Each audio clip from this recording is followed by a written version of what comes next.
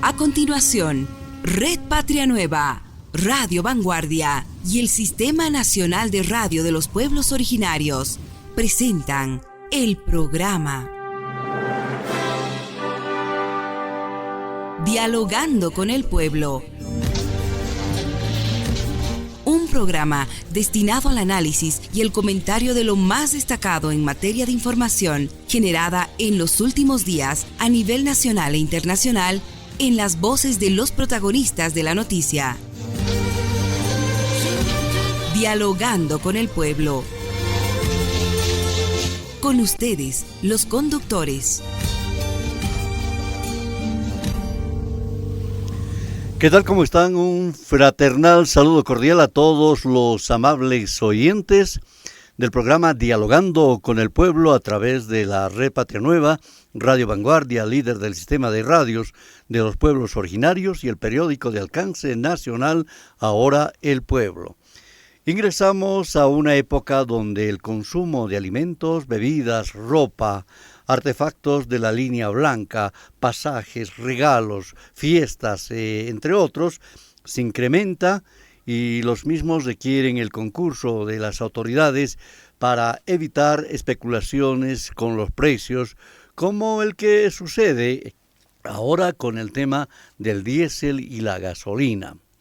Por otra parte, de acuerdo a la información publicada en un medio escrito, la ejecución presupuestaria de los 18 ministerios del actual gobierno solo llegaría, dice, este año a un 52%, según también señalan las voces de oposición apoyadas en datos del Sistema Integrado de Gestión de Modernización Administrativa, SIGMA, pero estos datos son recolectados hasta el mes de septiembre pasado. Hace poco, tras la votación del Pleno de la Cámara de Diputados y luego de los senadores en Brasil, se ha aprobado la adhesión de Bolivia al Mercosur, habiéndose remitido al presidente Luis Ignacio Lula da Silva para la promulgación, el que ha sido calificado por el presidente Luis Arce Catacora como un hito histórico para la integración latinoamericana.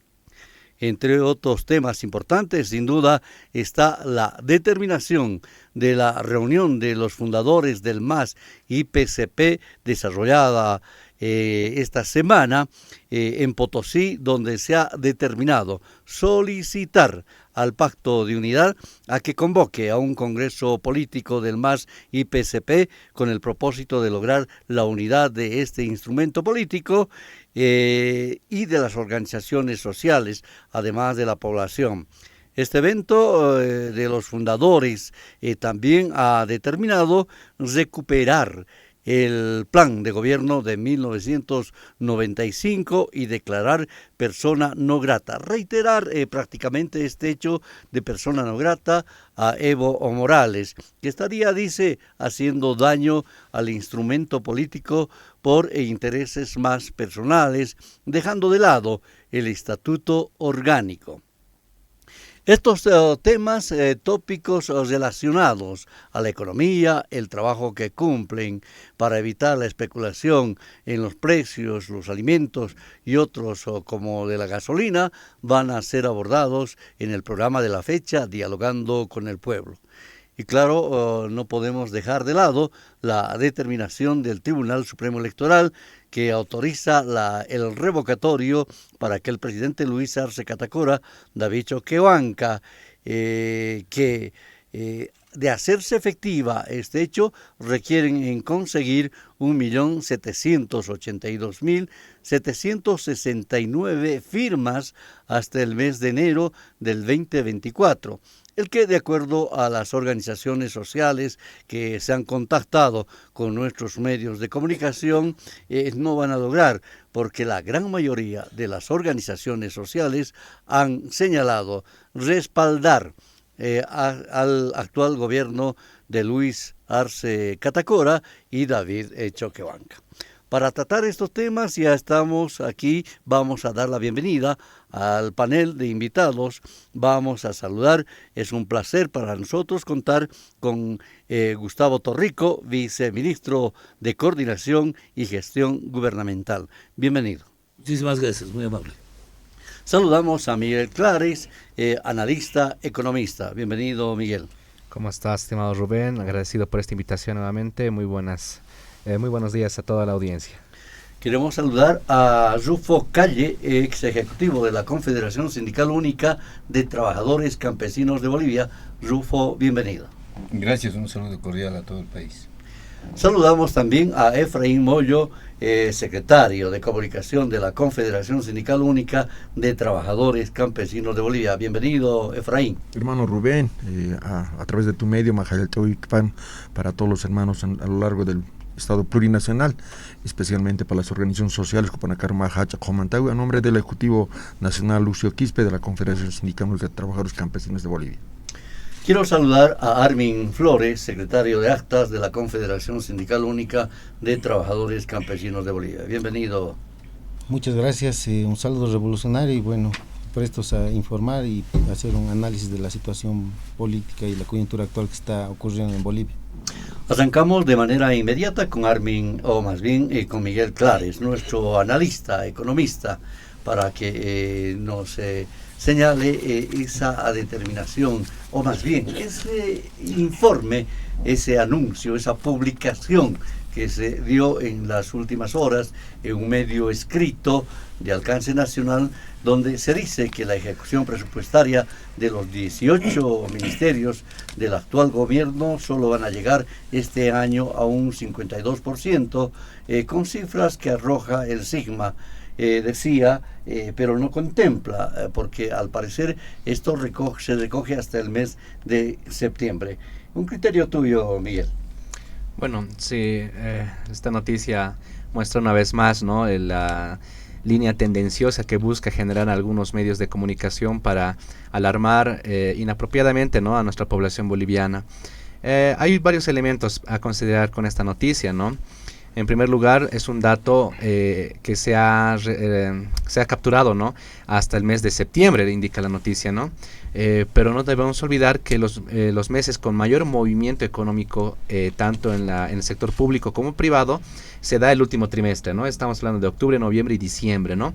Entonces, seguramente esta cifra va a incrementarse aún más en relación a la que han citado en su comunicado, ¿no?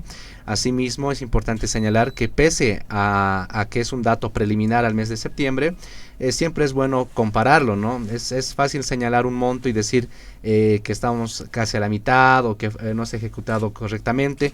No obstante, si observamos el mismo corte de la gestión pasada, la ejecución estaba en un 42%. Hasta el mes de septiembre de esta gestión está en un 52%, entonces hay un incremento de 10 puntos porcentuales, ¿no? Hay una mejora entonces en la ejecución por parte de las carteras de Estado y que seguramente va a incrementarse aún más hasta el cierre de esta gestión, ¿no?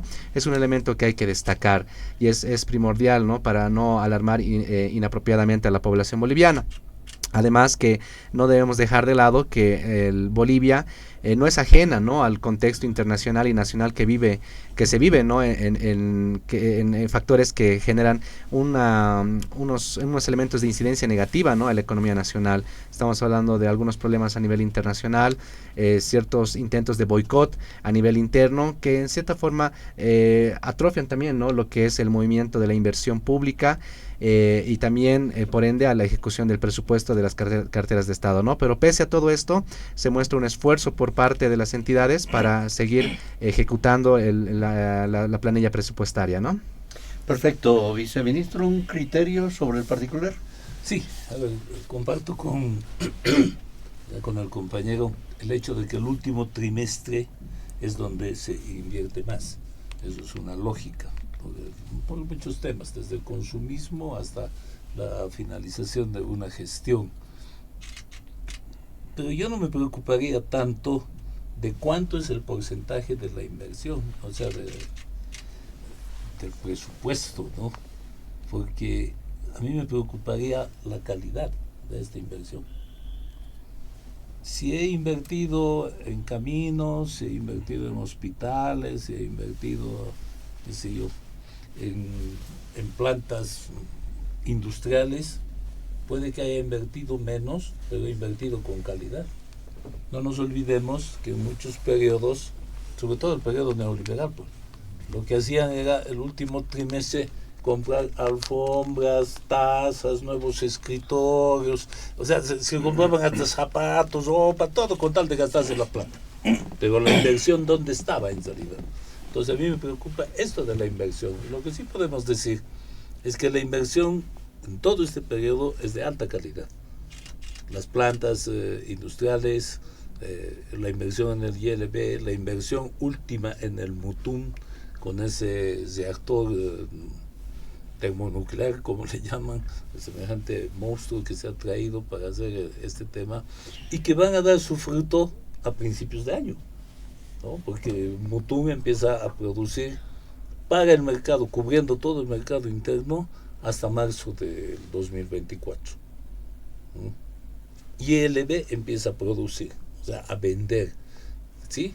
O sea, las plantas industriales empiezan a funcionar, las plantas de biodiesel también empiezan a funcionar, va a reducir la subvención, por ese lado hay una serie de factores, que obviamente nuestro hermano el economista puede explicarlo mejor, pero todo esto va a hacer que tengas una inversión de calidad, no que te gastes la plata, porque para el pueblo que nos escucha, el presupuesto de nuestro Estado es como el salario de alguien, ¿eh?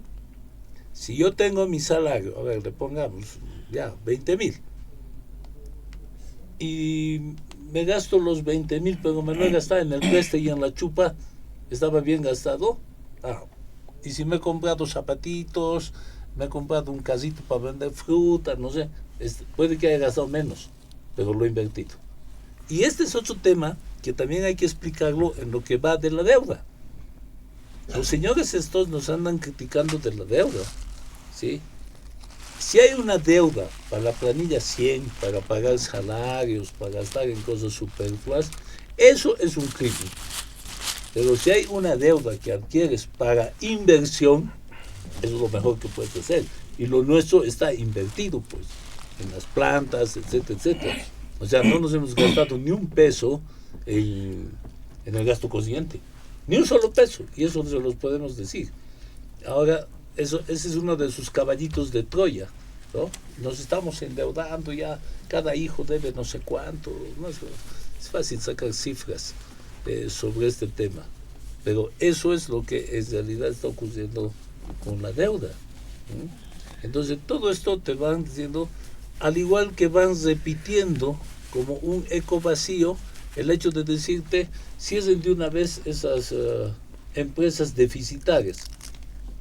Yo quiero que me muestren una que haya perdido un peso, no vamos a pedir más, una que al final de este balance de este año salga con un déficit de un pesito, de un bolivianito, para que digamos deficitarios. Todas las empresas han puesto millones para el bono Juancito Pinto y para la renta dignidad, ¿sí? Algunas mucho más, 200 millones y EPFB, por ejemplo, y algunas un poquito menos, 1 milloncito, como el teleférico, pero todas ganan. Y si yo gano un boliviano, no estoy deficitario, pues, obviamente que no. Muy bien, la misma consulta para nuestro amigo Miguel Armin Flores, secretario de Actas de la Confederación Sindical Única. El viceministro dice, no se ha gastado por gastar primero, hay que tomar en cuenta, se ha invertido, ¿no es cierto?, en temas de provecho. ¿Qué dicen ustedes? Bueno, el tema del sistema de administración de bienes y servicios, sabemos que el año pasado, ¿no?, es como organizar un evento, una fiesta, el presupuesto parte de ahí, para las diferentes cosas que se ha previsto, en este caso del Estado, obras, servicios, sueldos y un sinfín de cosas. Ahora, la ejecución del presupuesto yo creo que ha tenido varios inconvenientes, varias zancadillas para poder ejecutar. A lo menos lo hemos podido palpar, que hay varios factores, como el tema de las asambleas generales que no han podido aprobar el tema del tema de créditos, el tema de reformulado, ¿no?, que se ha atravesado casi 3 meses ahí en la Asamblea Nacional por una cuestión política de una derecha e izquierda radical, ¿no?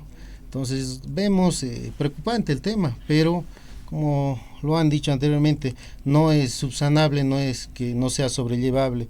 Yo creo que estos meses que faltan todavía del año, sabemos bien que hay ejecuciones de obras, puentes y otras infraestructuras que están realizando.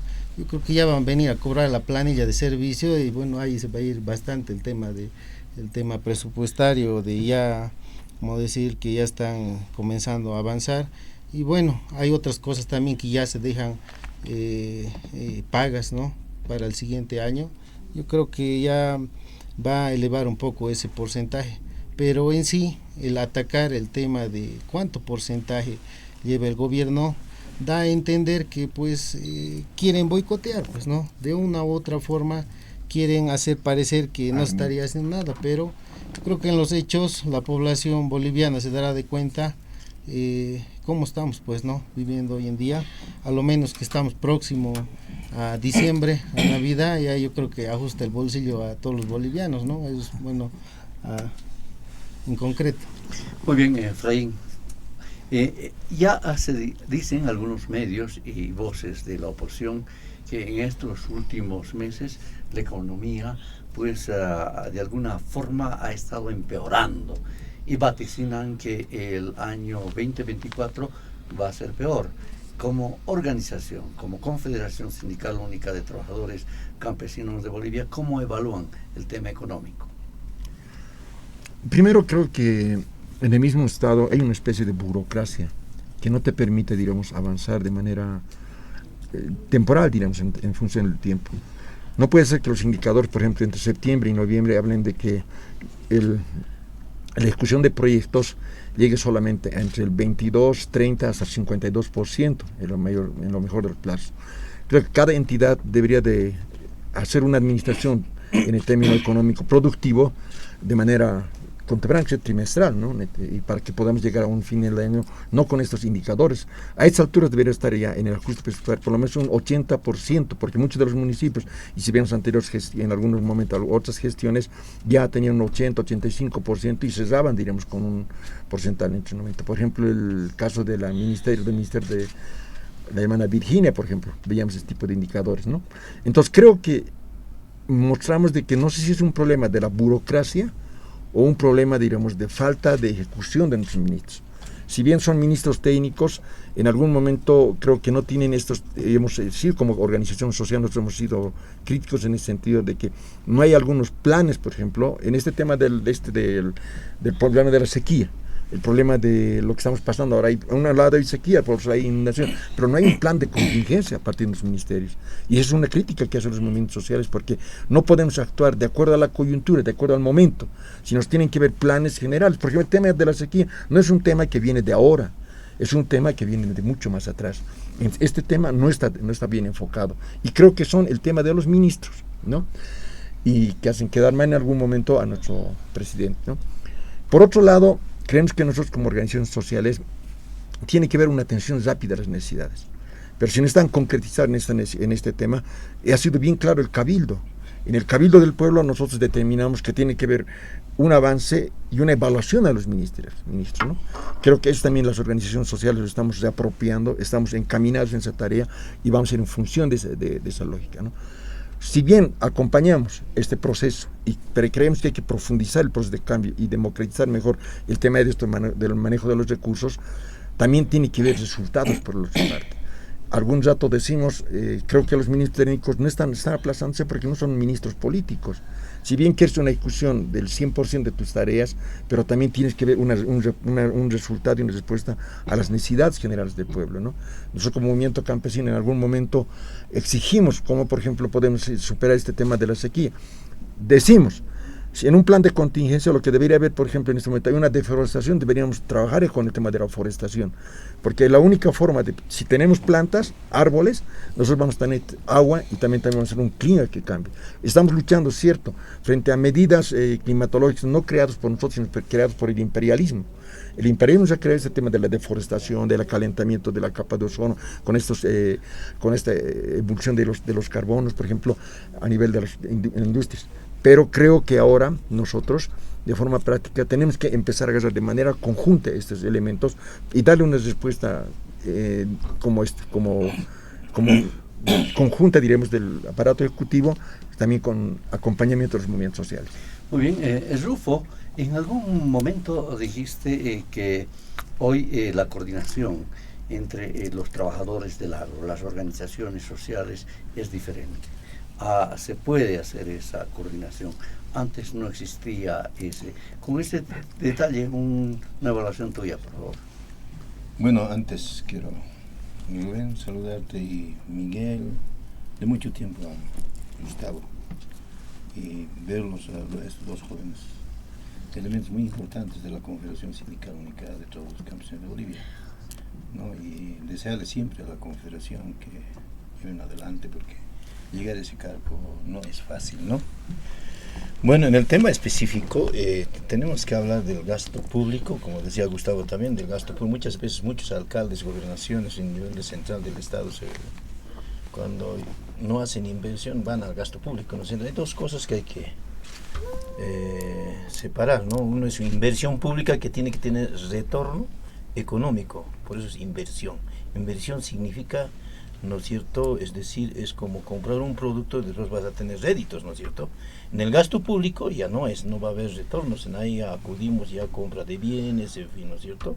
Ese es ya gasto público. Esperemos que nosotros, pero también en el camino factores que han determinado esto, no se ha podido ejecutar al 100% y de repente no se va a ejecutar al 100% porque hemos visto un bloqueo legislativo durante no sé cuántos meses, 8 meses, imagínense, ya prácticamente. Para mí es repudiable del accionar de los legisladores.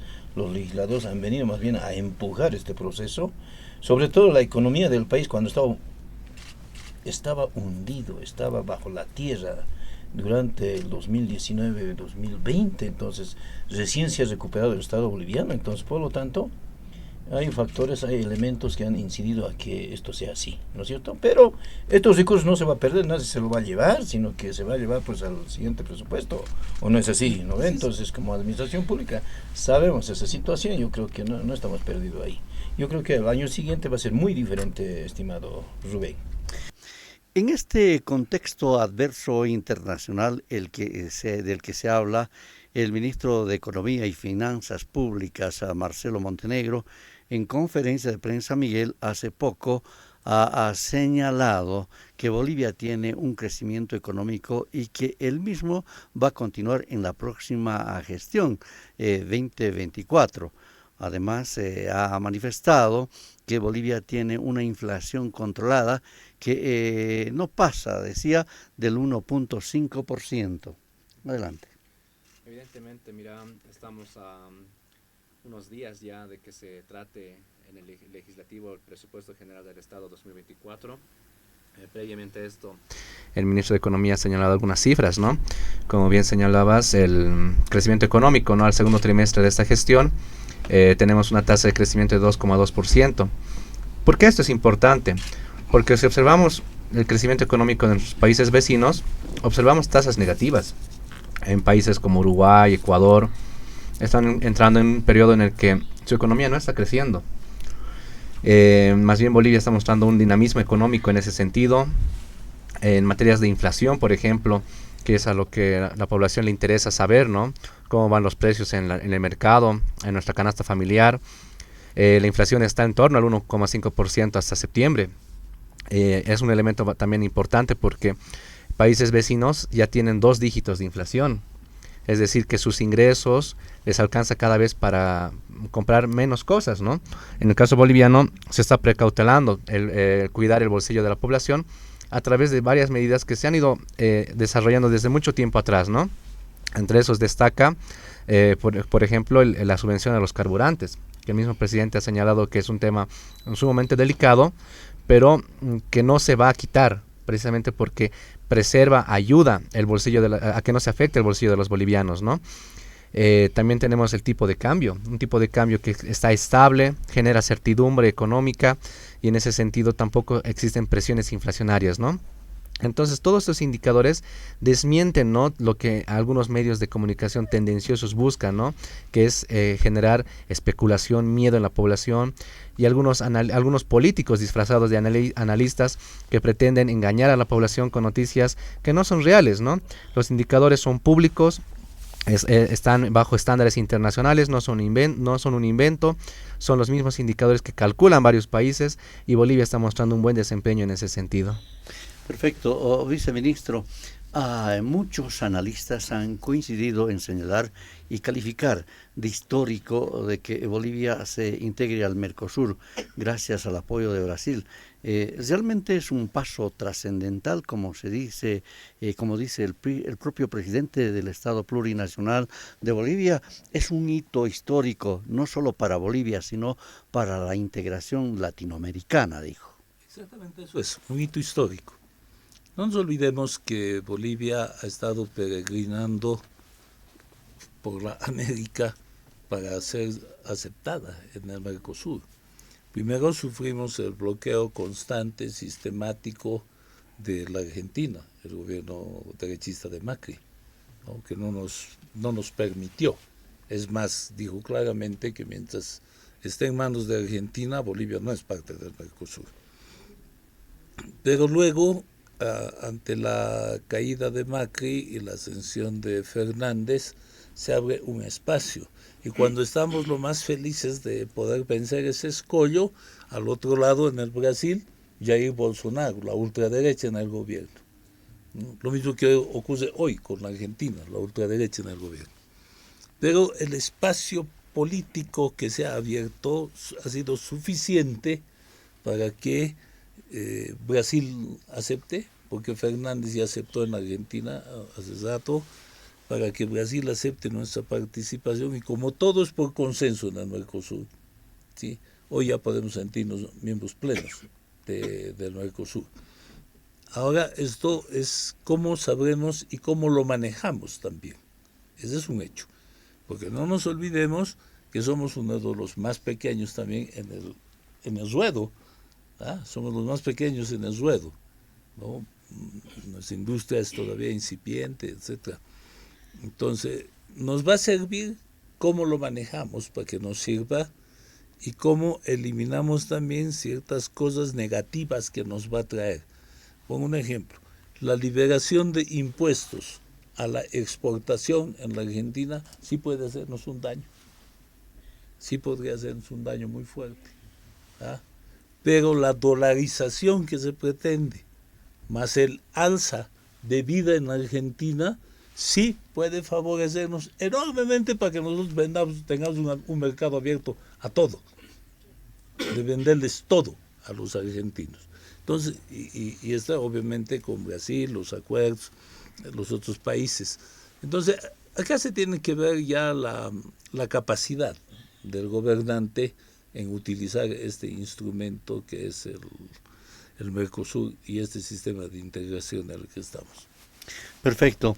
Armin, al margen de formar parte de esa apertura a los mercados internacionales, va a ayudar sin duda en lo que significa las relaciones de las naciones originarias de los países que componen el Mercosur.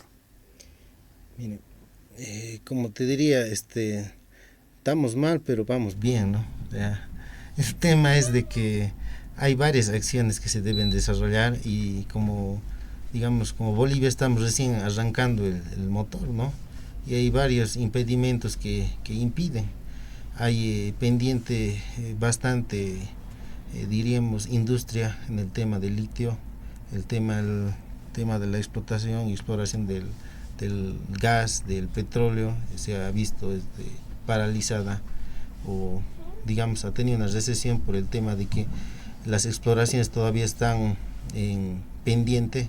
Entonces el tema de la agricultura también, recién estamos entrando en una etapa de tecnificación. Entonces yo creo que hay que hacer un fuerte análisis, digamos, cómo vamos a manejar este tema del mercado a nivel sudamericano, y ver si vamos a trabajar no solo a nivel Mercosur, sino ver otros países, ¿no?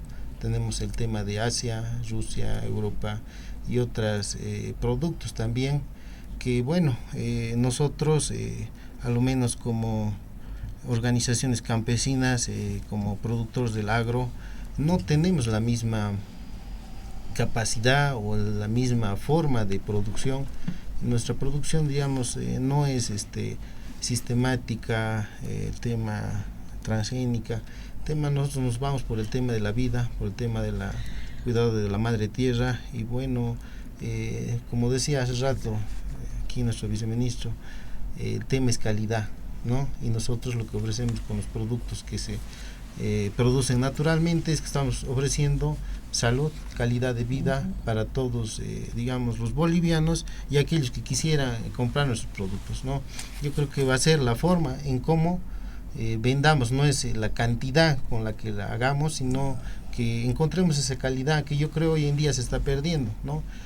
Hoy en día hasta compramos una botella de agua envasada, ¿no? Porque la agua del grifo no es de calidad, ¿no? Viene con ciertos contaminantes por el tema de las cañerías viejas y otras cosas. Yo creo que es la forma en que tenemos que explotar. Pese a eso, yo creo que los bolivianos están esperanzados en el tema del litio, el tema de la industrialización que está en pie, ¿no? Está a punto de funcionar, y bueno, esperamos que el motor comience a arrancar y bueno, el gobierno tome buenas decisiones, ¿no? Aprovechando, como dice, la cancha está abierta a nivel Sudamérica, y el tema internacional, bueno, pues vamos a tener que seguir navegando hasta países más lejanos todavía. Perfecto, es un espacio importante a nivel internacional, Efraín. Yo creo que este espacio del Mercosur nos da muchas posibilidades, especialmente como somos productores de materia prima. Tendríamos que ir en este proceso en el cual ha entrado nuestro gobierno, en este proceso de cambio, en el proceso de la industrialización, tendríamos que ir a ese mercado competitivo. Hoy, por bien diremos, nosotros como productores agroecológicos tenemos que competir con mercados desleales, ¿no? Un mercado, por ejemplo, el cual nos trae es el tema del contrabando. Nuestros productos agroecológicos compiten con productos transgénicos. En este entorno del mercado del Mercosur tendría que haber políticas también de subvención, de apoyo a este desarrollo agroecológico, y también de cuidar las fronteras, pues porque al final el Mercosur, si bien te da una apertura de mercado, el que produce más, el que tiene mayor producción y más barata, es el que te come, pues, ¿no? Entonces nosotros creo que tenemos que hacer otra forma de apostar en este gran mercado al cual que tenemos. Por ejemplo, ¿qué ha pasado con este tema de la guerra entre Ucrania y Rusia? Nosotros podíamos haber exportado productos hacia el otro lado, pero no ha habido un fomento y un desarrollo en las anteriores gestiones. Creo que ahora el nuevo proceso en el cual está nuestro hermano presidente nos está permitiendo, diremos, que este proceso de industrialización nos permita entrar en ese marco de competencias. Y esta apertura del mercado del Mercosur nos va a permitir, diremos, si bien es un mercado en el cual no estamos todavía, yo creo, con promedio de productos para poder competir con ellos, pero por lo menos nos va a permitir por lo menos entrar y poder ofertar nuestros productos agroecológicos en este lado. Ahora, ¿cuánto de esto nos va a servir a nosotros en el tema del intercambio de productos, en el tema de intercambio de bienes, etcétera, etcétera? Yo creo que en este momento no vamos a poder leer ni en coca, ¿no? Yo creo que en el marco de que haya, diremos, una proyección de los ministerios a través del Ejecutivo, que entremos de manera consensuada, conjuntamente con las organizaciones sociales, vamos a poder permitirnos, diremos, el poder impulsar, diremos, este desarrollo en el cual estamos en este momento encaminados todos. Rufo, sobre el mismo tema. Estoy mirando. ¿Cómo nos va a ir? ¿Cómo nos va a ir en el Mercosur? Bueno, el Mercosur es una llave, un candado que se ha abierto a nivel de Sudamérica. Nosotros compramos una mayoría de productos brasileños. Ya está. Peruanos, productos agrícolas peruanos.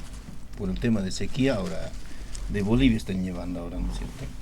Entonces, para nosotros, para nuestro Estado plurinacional, sobre todo para los productores, sector productivo sobre todo, es un desafío grande.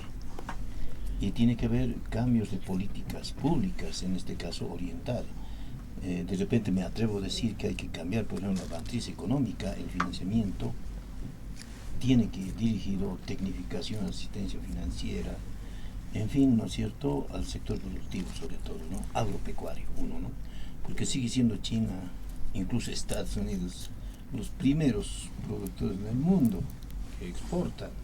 Bolivia, teniendo esta riqueza, no estamos exportando. Entonces necesitamos, uno es calidad, lo que decía aquí Armin, y otro es la cantidad que nosotros tenemos que usar de toneladas.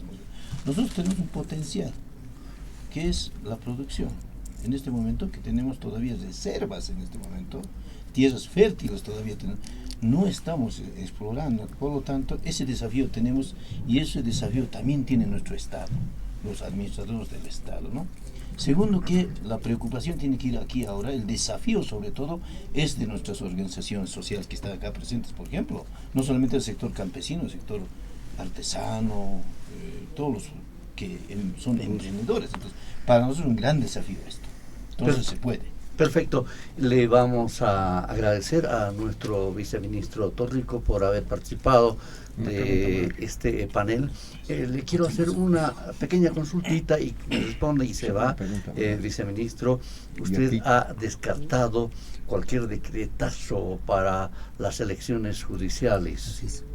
Por favor. Así es. No existe la mínima posibilidad de que el Ejecutivo emita un decreto para solucionar el problema judicial. Este es un mandato constitucional a la Asamblea. Desde que los señores llegaron, sabían cuál era su trabajo. No les dio la gana de hacerlo, simplemente. Cuando se mandó y el Ejecutivo mandó el proyecto de ley, etcétera, cumpliendo la Constitución, el jefe de Creemos fue el que lo observó constitucionalmente, lo hizo retroceder. Luego el de Comunidad Ciudadana, tratando de incidir en que nosotros hagamos un decretazo, nombremos a quien sea y entremos en una violación constitucional. No lo vamos a hacer. Este es un problema de ellos. Si no logran hacer algo en la Asamblea, cualquier ciudadano, ojo, y tal vez alguna organización social, puede iniciarles un proceso a la Asamblea en su conjunto por incumplimiento de deberes. Cualquier ciudadano. Así es que ellos sabrán hacer, ¿no es cierto? No pueden haber querido jugar con el tema. Ahora, ahí hay, según ellos, constitucionalistas, por ejemplo, Carlos Alarcón, ¿no?, que dice, vayamos a un sorteo. O sea, ¿qué hacemos? Los abogados vamos y nos compramos un número. ¿De dónde? ¿De lotería? ¿Va a participar lotería? ¿Con blanca o sin blanca? La autoridad de juego va a controlar que sea lícito eso. O sea, que no hablen tonteras, pues, ¿no? No hay tal. Ahora, el presidente del Senado ayer sale y dice, vamos a hacer una ley corta para habilitar a los suplentes. Tampoco puede, es inconstitucional. Porque el suplente, pues, vive colgado de la imagen del titular. Si se está yendo el titular, se va con su suplente. Claro. Se va con su sombra. Entonces, tampoco puede ser. Lo más cercano a una idea de salida política, hay que reconocerlo, fue la senadora Seleme, ayer, que planteó un gran acuerdo en la Asamblea para hacer algo lo más apegado a la Constitución, pero no es constitucional, es lo más apegado a la Constitución. Ese terminito de lo más apegado a la Constitución, ¿ustedes recuerdan cuándo ha nacido? El 219, Lucho Vázquez. ¿Ah? Cuando la posesión a la Áñez dice, hemos hecho una salida lo más pegado a la Constitución, pero no es constitucional. Ya, puede ser lo más apegado, pero no es constitucional. Lo mismo están queriendo usar. ¿Puede que lo hagan? Sí, porque también es política. Pueden hacerlo. pero que rueguen a todos los santos y a los que crean en los demonios, pachamamas y todo lo que les dé la gana, de que alguien no los demande de inconstitucionalidad y no los ponga en la jaula, empezando de sus presidentes. Es un problema de la Asamblea, lo dejan de tan claro. Muchas gracias por haberme invitado. Mil disculpas, debo irme, tengo una reunión urgente. Muchas gracias. Un placer estar aquí con nuestros compañeros. Vamos a continuar con el programa Dialogando con el Pueblo y vamos a hablar ahora con nuestro analista, economista Miguel Clares. A propósito del presupuesto general del Estado de la gestión 2024, que ha priorizado la salud, la educación, en una señal de compromiso que tiene el presidente del Estado Plurinacional de Bolivia, Luis Alberto Arce Catacora, de cumplir cuando asume el mandato de cuidar la salud y la educación de los bolivianos. Miguel.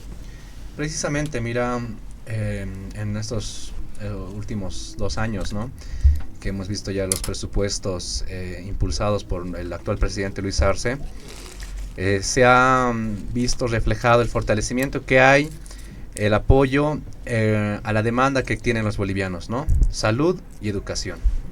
Se plasma en esta exposición de los datos que ha hecho el ministro de Economía, nuevamente una asignación importante a temas de salud, a temas de educación, precisamente porque anteriormente con el modelo neoliberal se dejaba de lado estos sectores, ¿no? Se priorizaban la asignación de presupuestos para elementos de opresión, ¿no? Gases, armamento, fortalecimiento de la policía, de los militares, ¿no?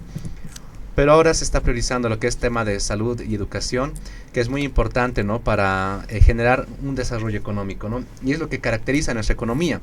No es una economía que busca crecer por crecer, ¿no? Es una economía que tiene el crecimiento económico acompañado del desarrollo económico, lo que el presidente denomina la función social, ¿no? Una economía con enfoque social. Entonces, este presupuesto se plasma ahí, ¿no? La priorización que hay de recursos a temas de salud, de educación y algo muy importante, la inversión, ¿no?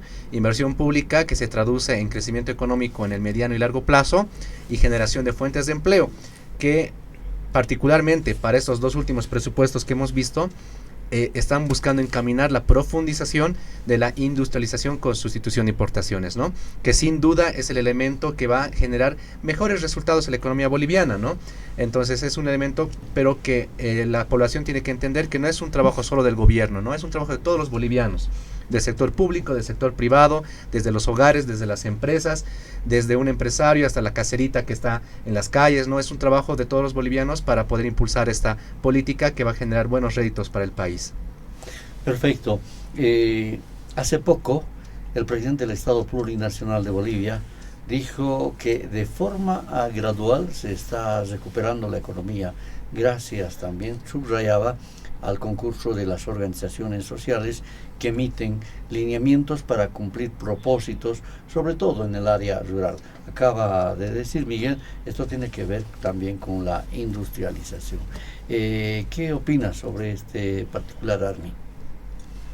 Mire, en los últimos, meses, la máxima expresión de las organizaciones sociales ha sido el cabildo que hemos llamado el 17 de octubre. Bueno, ha surgido como 20 mandatos de ahí, y uno de ellos, era justamente el tema de poder profundizar el tema, ¿no?, del apoyo al tema de la economía, y partamos también del tema que había, el tema de una evaluación a nivel ministerial y de toda la estructura de gobierno, y de ahí nos ponemos a pensar, y el análisis que se ha realizado en las últimas reuniones en la organización es que un poco se ha mecanizado el trabajo del gobierno, como decíamos, se ha burocratizado, y hay veces eso pasa en cualquier institución y vemos que hay la necesidad de hacer cambios, ¿no? Y se está proponiendo por parte de las organizaciones y se está viendo que existe una necesidad de la participación de la organización, no solo campesina, sino de las diferentes organizaciones en el gobierno, para justamente poder involucrar y socializar con una mejor amplitud. Diríamos que hemos tenido un gobierno de 3 años, como el mismo presidente lo ha dicho, en tiempo técnico. Digamos que se ha vuelto de técnico a mecánico. Y bueno, ahora necesitamos pasar y sobrellevar este tema y hacer algunos ajustes, que es muy sano, ¿no? Hasta en un partido de fútbol, en los últimos minutos, en el segundo tiempo, como ya está el gobierno, se realizan ajustes justamente a lo que se está llevando e impulsando para poder sobrellevar estos temas que son muy importantes, digamos, ¿no? Muy bien, estamos en el programa Dialogando con el Pueblo y tenemos invitados como Miguel Clares, analista economista, Armin Flores, secretario de Actas de la Confederación Sindical Única, Rufo Calle, ex ejecutivo de la CSUCB, y Efraín Bollo, secretario de Comunicación de la máxima organización de los trabajadores del agro. Le voy a hacer 3 preguntas en uno a nuestro analista. La primera, que tiene que ver con la deuda externa. De acuerdo a las voces y una fundación, la Fundación Jubileo, se habría triplicado la deuda externa, por un lado.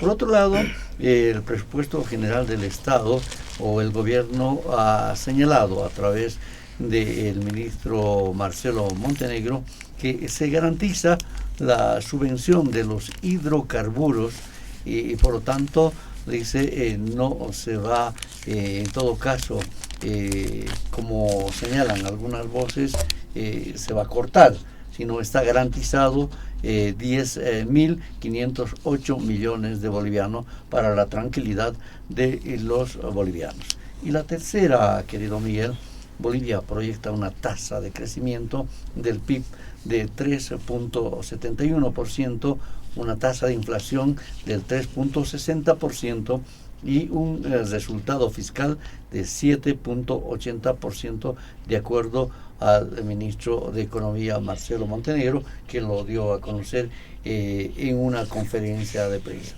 Sobre estos 3, por favor, sobre estas 3 preguntas, una respuesta para que la tranquilidad de los oyentes que nos escuchan en todo el territorio nacional. Claro, voy a empezar con las que están relacionadas con el tema presupuestario. Evidentemente hay un pronóstico, ¿no? Unas proyecciones que hay de las variables macroeconómicas del país en este presupuesto. Las ha citado, ¿no? En temas de crecimiento económico, la inflación, el déficit fiscal. Nuevamente estas perspectivas muestran un escenario alentador, ¿no? Para la economía nacional en el marco de lo que es el modelo económico, social, comunitario y productivo, ¿no? Y es importante destacar, ¿no?, que las perspectivas precisamente son positivas porque es lo que se ha observado en las series históricas, ¿no? Precisamente el dato que hemos citado hace un momento del 2,2% al segundo trimestre está incidido en gran medida por la demanda interna. Casi redondeando son 8 puntos porcentuales de incidencia de demanda interna. Y la diferencia que hace que llegue al 2,2 es precisamente lo que es la demanda externa, ¿no? Si nuestro modelo fuera como el modelo neoliberal que se conocía hace años atrás, entonces Bolivia tendría una tasa de crecimiento negativa. Entonces tenemos un modelo que permite generar un espacio de crecimiento al país en materia económica y son las perspectivas que se visualizan en este presupuesto general del Estado, ¿no? En cuanto al primer elemento. El segundo, yendo de atrás hacia adelante, este presupuesto está garantizando efectivamente la subvención a los carburantes, ¿no? Lo ha señalado el ministro de Economía y creo yo también, para más tranquilidad de la población, lo ha señalado también el mismo presidente del Estado, ¿no? No existe una voluntad o intención por parte del gobierno para levantar la subvención, precisamente porque muchos analistas, muchos políticos, incluso algún exmandatario, hablan fácil, ¿no? Es sencillo decir que el gobierno levante la subvención, pero no se preocupan o no están logrando visualizar los efectos que puede ocasionar esto, ¿no? En primer lugar, todo subiría de precio, ¿no? Si mañana decidiéramos levantar la subvención a los carburantes, no solo van a subir pues los pasajes, va a subir toda la canasta familiar, ¿no? Porque precisamente también se subvenciona el diésel y gran parte de la producción agrícola, agropecuaria del agro es con apoyo de maquinarias que consumen diésel, ¿no? Entonces toda la canasta familiar también va a subir de precios. Entonces es algo que no está calculando las personas que fácilmente dicen, ¿no? Que el gobierno levante la subvención a los carburantes, ¿no? Entonces, precisamente el gobierno está haciendo el esfuerzo en materias de política fiscal para garantizar los recursos y que no exista escasez ni un levantamiento de la subvención de los carburantes, ¿no? Ahora, en materia de la deuda, hay que desmentir, ¿no? Hay que desmistificar esto de lo que es la deuda, el concepto erróneo que existe, ¿no? Muchos piensan que endeudarse es malo. Endeudarse en sí no es malo. Por ejemplo, si yo voy ahorita por acá en la Camacho, ¿no? Que hay tantos bancos, si endeudarse fuese malo, entonces esta calle sería pues de los verdugos, ¿no? De gente maliciosa. Entonces, si este concepto fuese correcto, tendríamos que desglosarlo realmente en los destinos de deuda. O sea, hay que analizarlo con calma, ¿no? Si yo voy al banco, a cualquier banco, y me presto dinero, si este dinero lo gasto en una farra, obviamente pues, me he endeudado mal, ¿no? Pero si me endeudo con el banco y abro una tienda, abro un negocio, etcétera, entonces son recursos bien invertidos, ¿no? Y Bolivia ha estado haciendo esto, ¿no? Ha estado endeudándose para precisamente generar inversión, ¿no? Inversión pública. Es el primer elemento. Otro elemento, esta fundación asevera, ¿no? Que la deuda se ha triplicado, dice, ¿no? Para alarmar a la población. Pero lo que no mencionan es que nuestro PIB se ha incrementado 5 veces más. Es decir, que nuestros ingresos son más altos. Precisamente por eso también nos hemos endeudado un poco más. Si yo, digamos, el año pasado tenía un salario y este año tengo un mayor incremento en mi salario, me da posibilidades de acceder a mayor cantidad de créditos porque tengo más capacidad de pago, ¿no? Y es precisamente lo que Bolivia refleja a nivel internacional, ¿no? Capacidad de pago. Y hasta la fecha de hoy Bolivia ha cumplido con sus cuotas, ¿no? Ha cumplido con sus obligaciones de pago, por lo que no está en un problema de impago o default, como señala esta revista, ¿no? Perfecto, muy gentil. Rufo, a mediados de esta semana que estamos cerrando, los ex ejecutivos de la Confederación Sindical Única de Trabajadores Campesinos de Bolivia y fundadores del MAS y PCP han determinado pedir al Pacto de Unidad a que convoquen a un Congreso Político de Unidad como un esfuerzo para lograr la unidad de los militantes de este instrumento político. ¿Cómo resuelven este hecho? Es un esfuerzo que hacen para lograr tal vez de esta vez de manera definitiva que todos puedan abrazarse o finalmente ¿cuál es el propósito? Gracias, estimado Rubén. Evidentemente en la jornada de ayer hemos realizado el segundo encuentro de los líderes históricos y además de los fundadores del instrumento político, ¿no? Como es el caso de Román Loaiza, muchos hermanos, ¿no? Félix Santos Zambrana de Potosí, ¿no? Los ex ejecutivos de la CSUCB, Roberto Coraite, asimismo Damián Condori, que es actual gobernador, pero no en su condición de autoridad, ¿no? Público, sino que en su condición de ex secretario ejecutivo de la Confederación de Campesinos de Bolivia, y otros hermanos, ¿no? Como de Oruro han estado Cochabamba, Chuquisaca, Tarija también, ¿no? Algunos hermanos que no los conozco, pero son ya prácticamente avanzada edad, ¿no? Entonces ahí se ha debatido ampliamente, se ha hecho evaluación en el contexto político actual que nosotros vivimos, ¿no? Sobre todo en político social. ¿Por qué? Porque el instrumento político se había generado a partir de una concepción de hacer una propuesta de gobierno, un modelo de Estado que se ha labrado desde las bases desde 1990 hasta terminar 1995 y recién consolidar a través de un Congreso Nacional de la CSUCB, donde se plasma un programa de gobierno, ¿no es cierto?, en los cuales rescatamos nosotros, por ejemplo, en tema educativo tiene que ser único la educación, no puede haber esa discriminación urbano-rural, por ejemplo, ¿no es cierto? O en el tema de salud, por ejemplo, tiene que ser universal para todos. No solamente tiene que ser la prioridad de los ciudadanos, sino también en el área rural, ¿no es cierto? El tercer nivel no ingresa en área rural, por ejemplo, ¿no ve? Uno de los que nosotros hemos rescatado ayer, ¿no? De manera general, eso se ha presentado. Ahí están los documentos. Entonces, por eso es que en este evento nosotros hemos evaluado para que podamos socializar, para reforzar el proceso de cambio. Tiene un nombre propio que es la nueva Constitución Política del Estado. Ahí está establecido las directrices, vamos a decir, ¿no es cierto? Sin embargo, para fortalecer esto, nosotros vamos a enviar que los hermanos del Pacto de Unidad, que son cabeza del Pacto de Unidad, la CSUTCB, los hermanos Bartolinas. En ese entonces, por ejemplo, la Federación Nacional de Mujeres Bartolinas sí serían dependientes de la CSUTCB, por ejemplo, ¿no ve? Pero de ese tiempo a este tiempo ha cambiado muchísimo, ¿no? Ahora son ya independientes, son autónomos nuestras hermanas Bartolinas Sisa, asimismo los interculturales. En ese entonces se denominaba colonizadores, ¿no es cierto? Entonces ahora es los interculturales.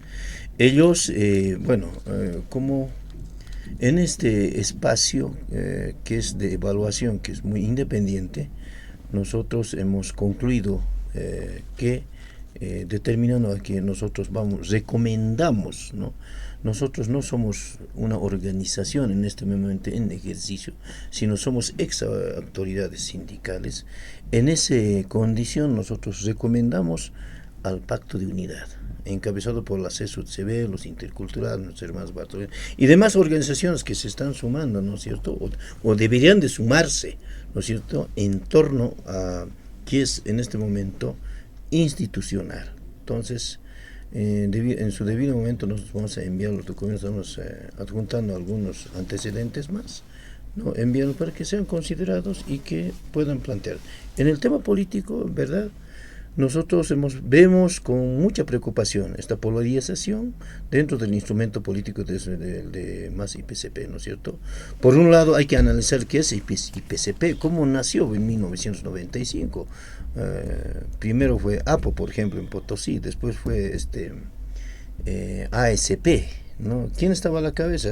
Nuestro hermano Alejo Vélez, ¿no es cierto? Después por peleas internas, por intereses también en ese entonces, pero ahí está el documento, ¿no? Posteriormente ya consolidan el instrumento político por la soberanía de los pueblos, ¿no es cierto?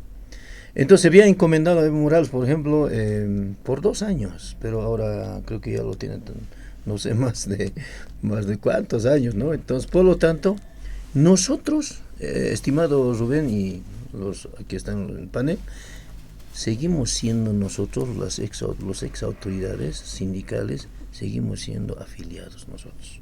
Natural, porque yo he sido dirigente de mi comunidad, de mi ayllo, yo sigo siendo afiliada a mi ente matriz, que es la CSUTCB, la Federación Tupac Katari orgánicamente. En ese sentido, nosotros nos sentimos parte también. Entonces, por lo tanto, esta recomendación ellos van a considerar seguramente, se debería y se debe convocar un congreso político de unidad, ¿no es cierto?, que se discuta los alcances, porque en este momento hay conflicto, ¿no es cierto?, pero también hay que revisar lo que han sido, por ejemplo, el MAS, de dónde viene a dónde acaba, ¿no es cierto?, tanto que se aferra el señor Evo Morales. Hemos visto último también noticias que se ha ratificado. En nuestra concepción, como yo soy de provincia Ingavi, ¿no es cierto?, históricamente nosotros nunca hemos repetido como en un cargo, ¿no? Sí he sido secretario, por ejemplo, antes era secretario, ahora es Malco, Sulcamalco, Cajamalco, nunca hemos repetidas veces. Siempre ha sido gradual, ¿no es cierto? Yo vengo, por ejemplo, desde Cajamalco hasta Ejecutivo Nacional, después segundo secretario del Tribunal Disciplinario de la Central Obrera Boliviana, la gloriosa Central Obrera Boliviana, ha sido parte.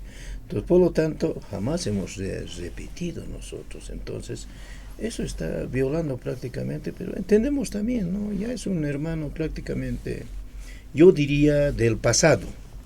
Diría además, se acostumbra, ya no pertenece también su esencia misma, su persona, ya no pertenece a los hermanos cocaleros que trabajan de base, sino que pertenece a un sector ya privilegiado, como es los empresarios, ¿no es cierto? Porque es parte, prácticamente ya, porque cuando ya tienen mucha plata, entonces fácilmente compran un equipo, por ejemplo, para disfrutar, para divertirse, ¿no? Ahí está, Palmaflor se lo ha comprado, toda esa situación tiene. ¿Cuántos vuelos ha hecho a la ciudad de La Paz, por ejemplo? Usted sabe, ¿no, hermanos, no? A mí me sorprende un campesino, ¿cómo puede tener taxi, aviones? ¿No es cierto? Entonces, ¿quiénes hacen? Los grandes magnates. Entonces, por lo tanto, ya difícil, ¿no? Ese principio ya se ha perdido prácticamente. Por eso es importante que nosotros vamos a apoyar que el Pacto de Unidad analice y considere esta situación de convocar a un congreso político y definir. Es más, tienen que aunar esfuerzos muchas organizaciones.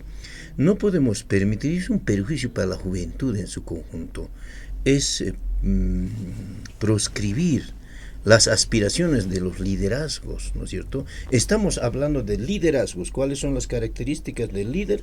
Es conducir, ¿no es cierto? Dejar el legado a los posteriores generaciones que vienen detrás de nosotros, después de Sofocalle, después de Felipe Quispe, después de Efraín Moño, después de Armin, en fin, eso es el líder. Pero el caudillo no, se lo va a llevar hasta el cementerio. Entonces, ¿quiénes quedan perjudicados? Los jóvenes, las futuras generaciones, y por ende el país se queda perjudicado. Entonces, nosotros no podemos permitir más. Ayer ha sido fuerte la discusión en este tema el tema político sobre todo y social, ¿no? Tenemos que cuidar a nuestras organizaciones sociales establecidas legalmente en el país, reconociendo cuál es el ente máximo que gracias a Pachamama no está dividida, es la Central Obrera Boliviana. Nos guste así, o a quienes no les guste, es la Central Obrera la máxima autoridad. Y esa máxima autoridad, que es la Central Obrera Boliviana, está reconocida por el Ministerio de Trabajo. Entonces, por lo tanto, nosotros ahí tenemos que fortalecer. Ya basta de divisiones. Mira, el señor Evo Morales ahora ha ido hasta los centrales agrarios a dividir, hasta las familias a dividir, y no puede ser, ya es confrontación. O estamos con la confrontación, con la división, o estamos con la unidad del país. Si estamos confrontados, mal nos va a ir al país. Si estamos unidos, nos va a ir bien al país. Entonces, esto es nuestro concepto, esto es nuestro análisis que hemos hecho ayer, y por eso que recomendamos, una vez más reitero, vamos a pasar este documento, pronunciamiento, al Pacto de Unidad. Ellos considerarán, ¿no es cierto? Y en buena hora que lo hagan. Perfecto.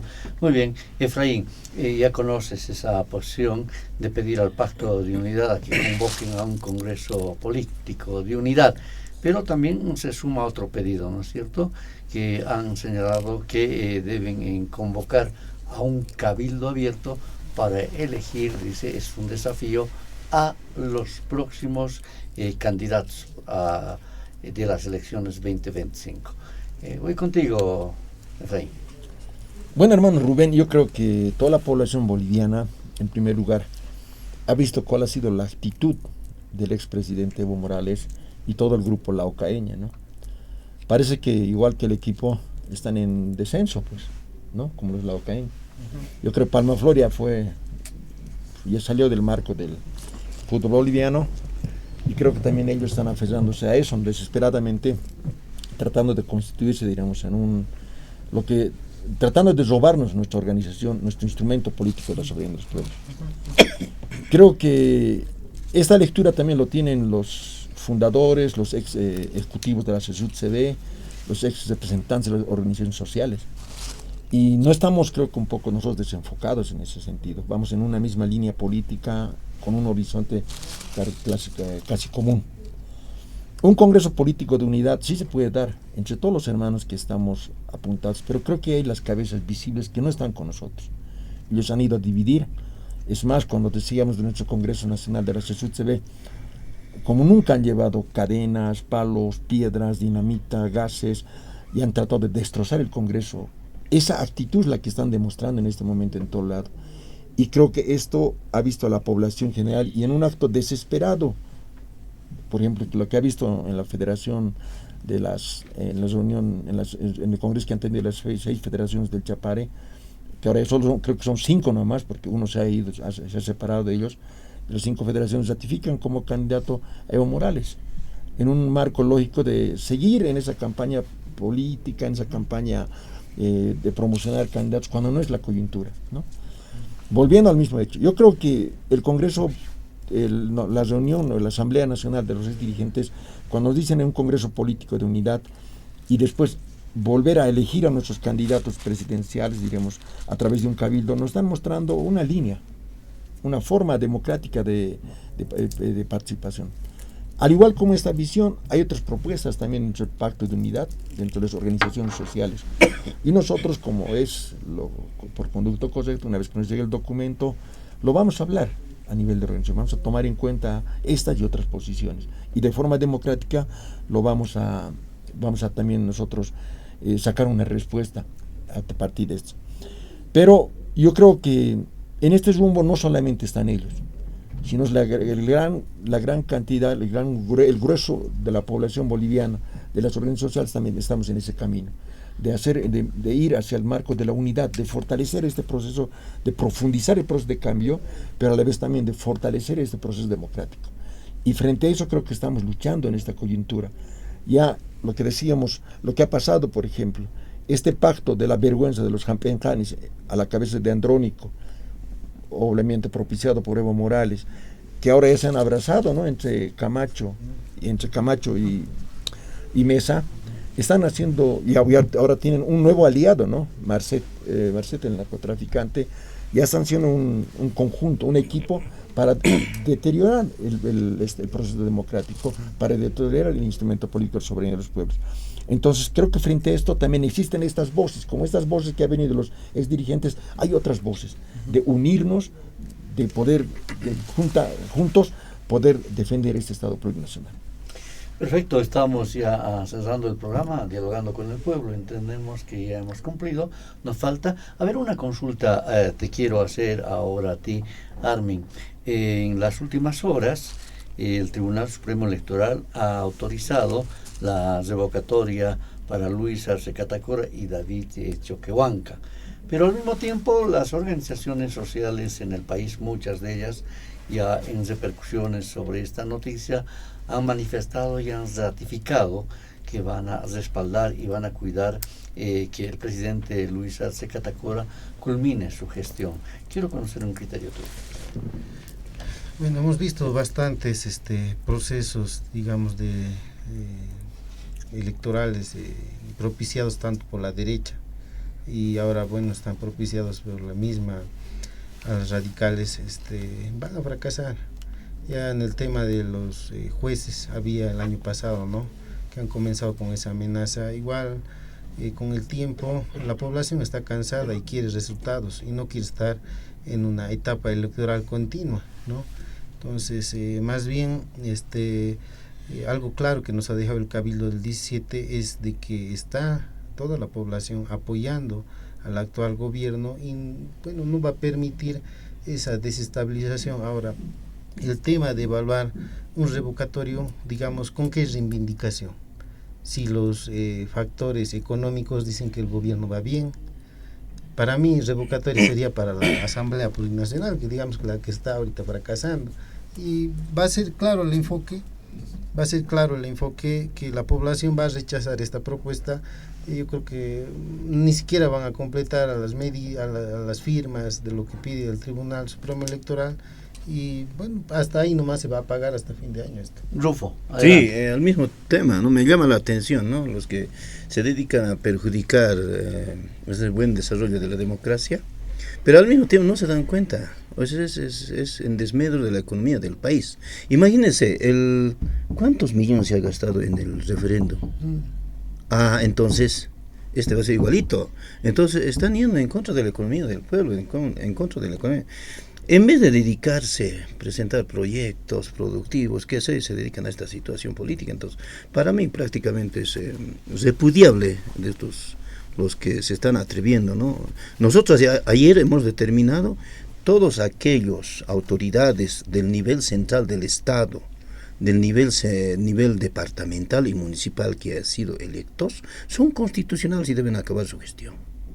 Perfecto. Muy bien.